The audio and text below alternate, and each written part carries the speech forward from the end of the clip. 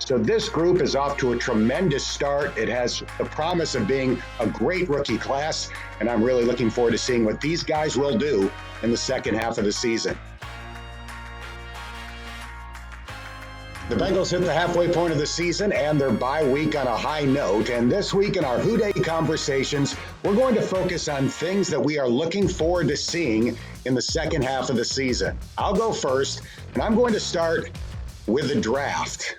More specifically, the 2001 draft. Back then, the Bengals selected 4 Pro Bowlers: Justin Smith, Chad Johnson, Rudy Johnson, and TJ Houshmandzadeh. Now, I'm not saying that this year's draft has 4 Pro Bowlers, but it's certainly off to a great start, and I'm excited to see this 7-person group in the second half of the year. First, you have Joe Burrow. He's on a pace to set the Bengals' single-season record for passing yards and the NFL rookie record for passing yards in a season. T. Higgins is on a pace for 976 receiving yards, and he did not have a catch in Week 1. In the first half, Logan Wilson has 2 interceptions and a sack. Akeem Davis-Gaither has a start at linebacker, and he's in on every special teams group.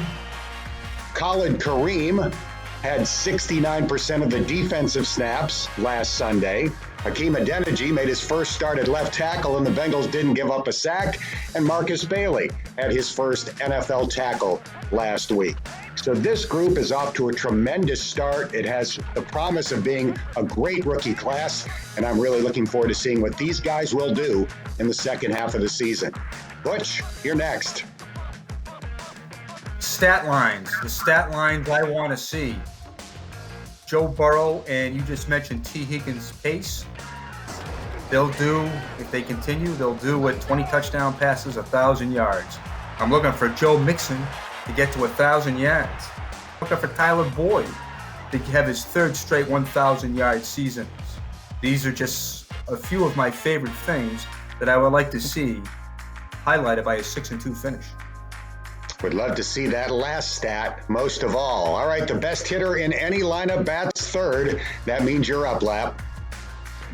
I'll tell you guys, it's all about the O-line, in my opinion, particularly after this last game. It's historic. I don't know if another offensive line in Pee Wee football, high school football, college football, the NFL, forget the NFL. I don't know if on any level that an offensive line's come together under the circumstances that this one had to. And when you look at it, no sacks allowed, no turnovers. That's an offensive lineman's dream, to be part of an offense that took care of the football like that, and they didn't get their quarterback hit. Competition breeds excellence performance. Every single day at practice, Coach Turner and Coach Martin say, hey, you know what? This guy's breathing down your neck. He played well. Then you better up the ante, or you're going to be the backup and he's going to be the starter. And you'll probably get a few reps. So, I mean, there's nothing wrong with healthy competition. That whole thing will lift the entire boat of that offensive line position. I'm excited to see the growth and development of every offensive lineman in the second half of this season under Coach Turner and Coach Martin. The season resumes after the bye against the dreaded, hated, but always respected Pittsburgh Steelers, and we have a lot to look forward to in the second half of the 2020 season. That wraps up this week's Who Dey conversation.